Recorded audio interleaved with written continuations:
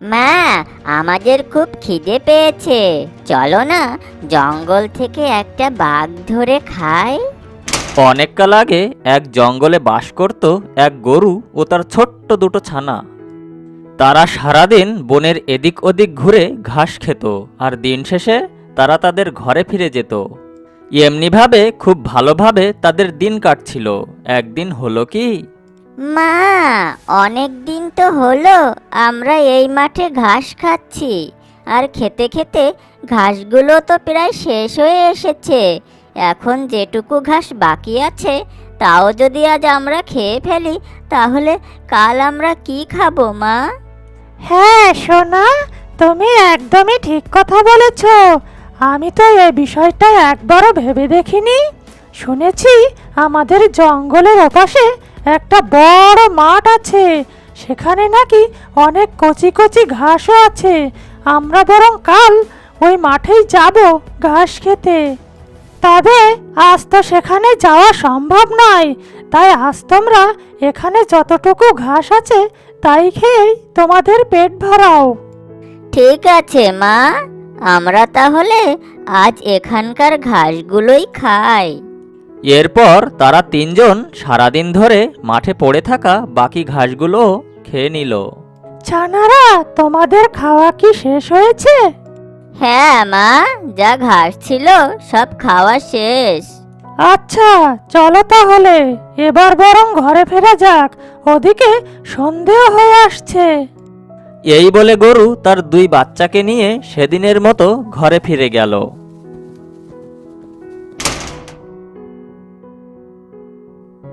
সকাল হয়ে গেছে, আজ তো আমাদের জঙ্গলের ওদিকের মাঠে যাওয়ার কথা। লালু, কালু, তোমরা কি যাওয়ার জন্য প্রস্তুত? হ্যাঁ মা, আমরা প্রস্তুত।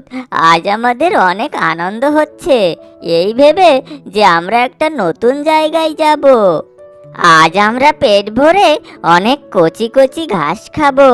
মনে হচ্ছে নতুন জায়গার ঘাসের স্বাদও নতুন হবে। এই বলে তারা তিনজন জঙ্গলের ওপারের মাঠের উদ্দেশ্যে রওনা হলো।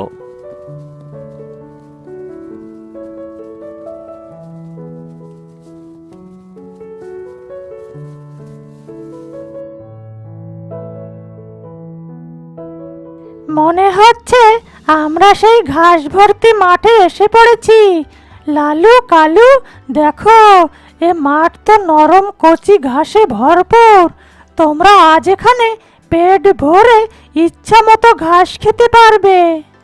হ্যাঁ মা, জায়গাটা অনেক সুন্দর, কিন্তু পাশেই তো গভীর ঘন জঙ্গল। যদি কোনো বাঘ আসে আর আমাদের খেয়ে নেয়? লালু বাবা, এভাবে ভয় পেলে চলবে না। বিপদ তো আসতেই পারে, তবে বিপদের সময় ঘাবড়ে না গিয়ে বুদ্ধি দিয়ে তা থেকে উদ্ধার পাওয়ার চেষ্টা করতে হবে। তোমরা এসব ভেবো না, তোমরা ঘাস খাও, আমি তো পাশেই আছি। এই বলে তারা ঘাস খেতে শুরু করলো, আর এমনিভাবে বেশ কিছু সময় কেটে গেল। এদিকে এক হিংস্র বাঘ শিকার খুঁজতে খুঁজতে জঙ্গল থেকে বাইরে বেরিয়ে এলো, আর সে গরুগুলোকে দেখতে পেল। আমি কি দেখছি, এই জঙ্গলের পাশে কিনা গরু, তাও একটা নয়, দুটো নয়, তিনটে নাদুস নুদুস গরু। ওদের দেখে তো আমার পেটের ক্ষুধা আরো বেড়ে গেছে। যাই, এখনই গিয়ে ও বেটাদের ঘাড় মটকাই। হালুম। মা, মা দেখো, ওই একটা বাঘ আমাদের দিকেই আসছে। চলো আমরা এখনই এখান থেকে পালাই। না সোনারা, আমরা এই মুহূর্তে বাঘের সামনে থেকে পালিয়ে একদমই বাঁচতে পারবো না। বরং আমাদের মাথা ঠান্ডা করে বুদ্ধি করে তবেই বাঘকে তাড়াতে হবে। তোমরা একদমই ভয় পেও না, আমি দেখছি কি করা যায়।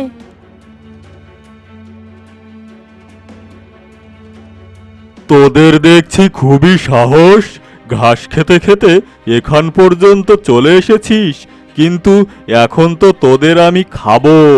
কতদিন হলো কচি গরুর মাংস খাই না। বুনো শূকর খেতে খেতে মুখটা কেমন অসাধ হয়ে গেছে। এই কচি বাছুর দুটোকে দেখে তো আমি আমার লোভ সামলে রাখতে পারছি না। আমি এখনই তোদের ঘাড় মটকাবো। হালুম। বাঘ ভাইয়া, ও বাঘ ভাইয়া, আমার এই কচি ছানা দুটোর গায়ে আর কতটুকুই বা মাংস হবে বলো? তার চেয়ে বরং তুমি আমাকেই খাও, দয়া করো। আমার সাথে চালাকি করছিস? আমাকে বোকা বানানো অত সহজ নয়। সামনে কচি কচি বাছুর থাকতে কিনা আমি খাবো বুড়ো গরুর মাংস? এই বাঘ বেটা তো কোনো কথাই শুনছে না, মনে হচ্ছে ওকে তাড়াতে হলে অন্য কোনো উপায় ভাবতে হবে। আচ্ছা বাঘ ভাইয়া, তুমি আমার ছানাদের খেতে পারো, কিন্তু তার আগে তোমাকে ওদের শেষ ইচ্ছা পূরণ করতে হবে। শেষ ইচ্ছা? আচ্ছা ঠিক আছে, বল যে তোর ছানাদের শেষ ইচ্ছা কি? আমার ছানাদের শেষ ইচ্ছে হলো ওরা বাঘের দুধ খেতে চায়। তুমি বরং কিছুদিন ওদের বাঘের দুধ এনে খেতে দাও, আর দুধ খেয়ে ওরা তরতাজা হয়ে উঠবে আর শরীরে মাংসও বাড়বে, এতে তোমারই লাভ হবে। তোর কথা তো একেবারে ফেলে দেওয়ার মতো নয়।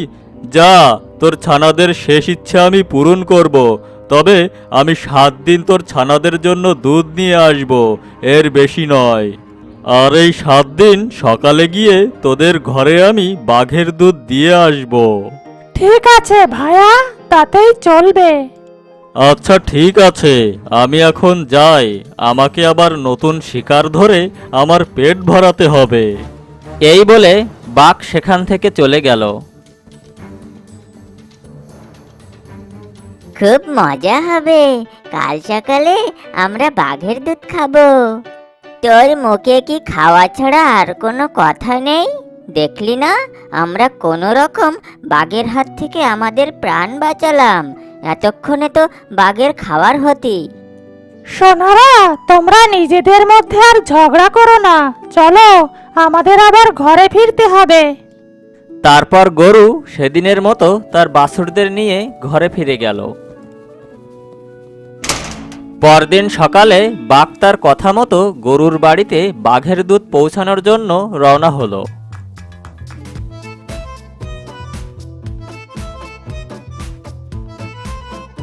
এই নে, তোদের জন্য আমি বাঘের দুধ জোগাড় করে এনেছি। এ দুধ তোর ছানাদের খাইয়ে আরো স্বাস্থ্যবান বানিয়ে তোল। ঠিক আছে বাঘ ভাইয়া। গরুর এই কথা শুনে বাঘ সেখান থেকে চলে গেল। মা, আজ আমরা দু ভাই মিলে বাঘের দুধ খাবো, খুব মজা হবে। হ্যাঁ সোনারা, নাও তোমরা বাঘের দুধ খেয়ে নাও।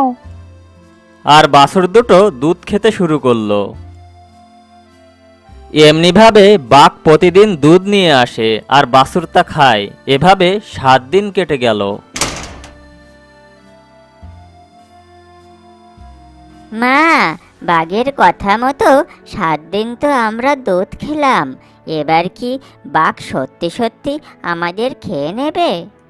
না ছানারা, মায়ের উপর আস্থা রাখো, ওই বাঘ তোমাদের কিছুই করতে পারবে না।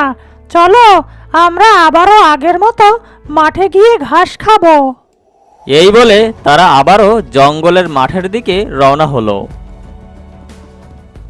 ছানারা, তোমাদের যা শিখিয়ে দিলাম, বাঘকে দেখতে পেলেই তোমরা তা বলতে শুরু করবে, কেমন?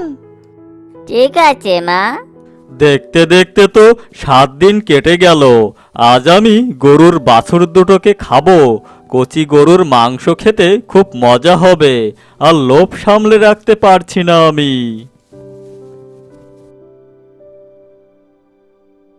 মা, আমাদের খুব খিদে পেয়েছে, চলো না জঙ্গল থেকে একটা বাঘ ধরে খাই।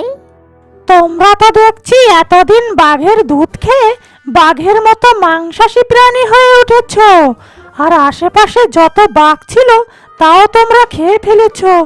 এখন আবার আমি আরো বাঘ কোথায় পাবো? আরে, এ কি শুনছি আমি? ওরা কিনা বাঘের দুধ খেতে খেতে বাঘ খেকে হয়ে উঠেছে। তাহলে আমাদের খাওয়ার জন্য যে বাঘটার আসার কথা, আজ আমরা ওকেই ধরে খাবো। তবে এ কথা যেন ওই বাঘ জানতেও না পারে। এ কি, এই বাঘ খেকোগুলো দেখছি আবার আমাকেই খাওয়ার পরিকল্পনা করছে। না না, অবস্থা তো সুবিধার মনে হচ্ছে না। মা, মা, আমি একটা বাঘের গন্ধ পাচ্ছি। মনে হচ্ছে আমাদের আশেপাশে কোনো বাঘ ঘোরাফেরা করছে। চল ভাই, আমরা দুজন গিয়ে ওই বাঘের ঘাড় মটকাই গে।